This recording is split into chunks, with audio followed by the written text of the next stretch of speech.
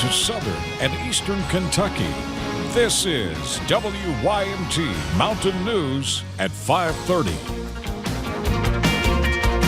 Good evening, I'm Steve Hensley. The KCEOC Community Action Partnership in Knox County is asking for help to fund their senior citizens programs. WYMT's Hannah Reynolds talked to people who come every day that say many depend on their services. Nearly 30 people a day walk through KCEOC's Senior Citizen Center doors. So we want people to come here, and I always tell them, this is your center. We would not be here without you. A meal that some would struggle to get outside their doors. Those numbers do not even count the additional 20 or more delivered each day to those not able to get out of their homes. Their needs, not just physical. We have one guy just left a minute ago. He has got Alzheimer's, but he knows his way to the Senior Citizen Center, the fellowship, and getting out of the house, out front of the TV is a big part of it. The limited budget they have now jeopardizes their ability to see a long future ahead for the center.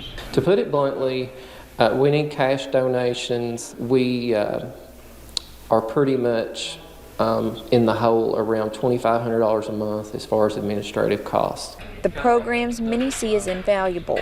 It has become a family. It is a place where we have joy. When you come in and people show up and everybody smiles, you know you've hit something really important. With the help of donations made to KCEOC, they can keep those smiles on faces and foods on the tables for many years to come.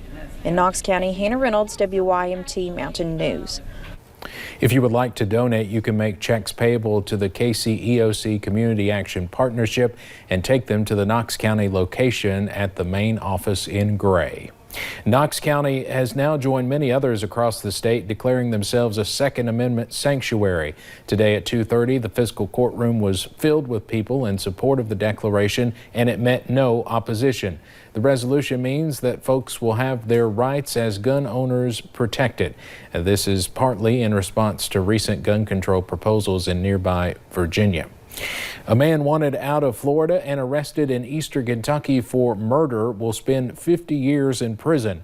Back in 2016, police caught Michael Harold in Perry County. He faces charges in the double murder case. Harold admitted to killing John and Nancy Englehart. He worked for the couple but grew up here in the mountains. Court officials tell us Harold pleaded guilty to 2 counts of second-degree murder and 1 count of burglary.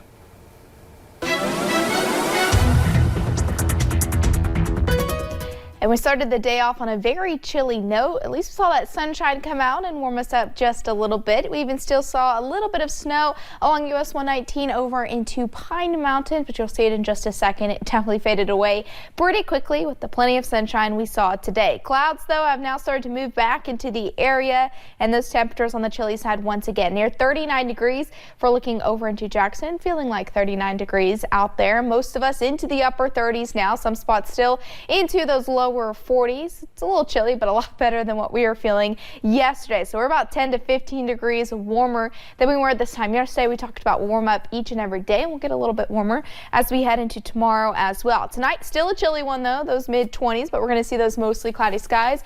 Calm conditions. Those clouds will continue into tomorrow, and rain chances will start to increase by this time tomorrow as our next system moves into the mountains. I'll have a little bit more on that coming up in just a little bit. All right. Thank you very much, Paige. Democratic House managers are continuing their opening statements in the impeachment trial of President Trump. Lead House manager Adam Schiff was the first to begin opening statements. He laid out the case for why President Trump's conduct with Ukraine should lead to his removal. I suggest to you today the only conclusion consistent with the facts and law, not just the law but the Constitution, is clear. As described by a constitutional law expert's testimony before the House, if this conduct is not impeachable, then nothing is. The president's lawyers will begin their opening statements later this week after the House managers finish. Opening statements are underway today in the trial of Harvey Weinstein. The disgraced Hollywood mogul faces charges involving 2 women, including rape and sexual assault. Since he was first accused 2 years ago, fueling the Me Too movement, 80 women have made allegations against him. The hemp program here in Kentucky will continue to be operated as a research pilot program. The Department of Agriculture says it will be this way for another year before transitioning to a commercial program. Growers can apply to be part of the pilot program until March 15th to grow hemp.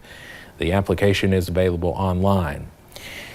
The ousted Kentucky Board of Education members are fighting for their positions. They issued an urgent appeal to members of the Kentucky General Assembly to close a loophole in a state law.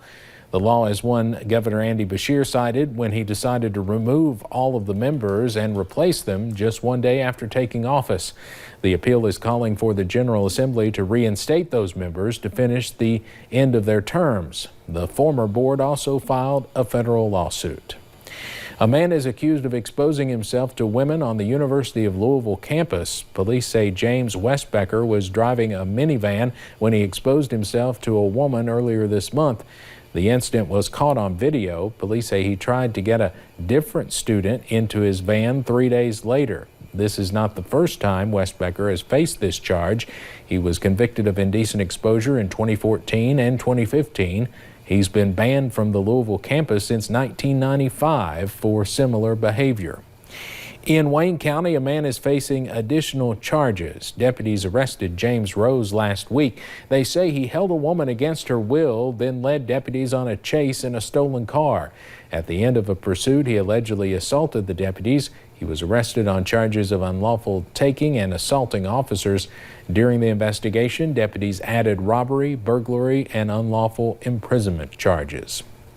Bluegrass Care Navigators is in need of volunteers, and it's a task as simple as picking up a phone. WYMT's Madison Program has more on how you can help. Good morning. This is Cynthia with Bluegrass Care Navigators. Dialing up a number. One of the biggest needs specifically that we're looking for is for care callers. A care caller, someone there to check in on patients. Our patients get attached to our care callers and they're like, oh, well, how's so-and-so doing and where's she at today? So it's just really great, to get to make that connection. A connection that volunteer Cynthia Gooch knows firsthand. It's just something that you will never know the joy until you come and do it. I'm calling to see if you have any needs for this week before the weekend. And it rings close to home. My mom and dad both passed at the care center. Just knowing that call is coming through on Thursday. But there to provide some ease. Comfort, yes. Just knowing, like I said, that they're a phone call away. Okay, thank you. Bye-bye. Just a simple phone call, some might consider their lifeline. In Perry County, Madison Program, WYMT Mountain News. Now, Bluegrass Care Navigators in Hazard needs comfort callers on Thursday mornings. If you are interested, we have information on how to apply on our website, WYMT.com. Lexington police made an unusual rescue this week. An officer had to help a deer trapped in a swimming pool. It happened Monday morning at a home on Crawley Lane. Police posted this body camera video to social media today. You can see an officer actually pulling the deer out of the pool. The deer then ran off, seemingly uninjured and probably pretty happy to get out of that cold water.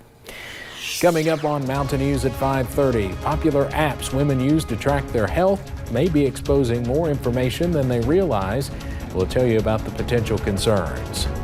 And we'll continue to see those clouds as we head into your Thursday. Rain chances also increase by Friday. And could we be talking about a wintry mix for the weekend? We'll have all those details coming up in just a little bit. And a new airport is coming to Letcher County. I'll tell you how local officials think it will benefit the community.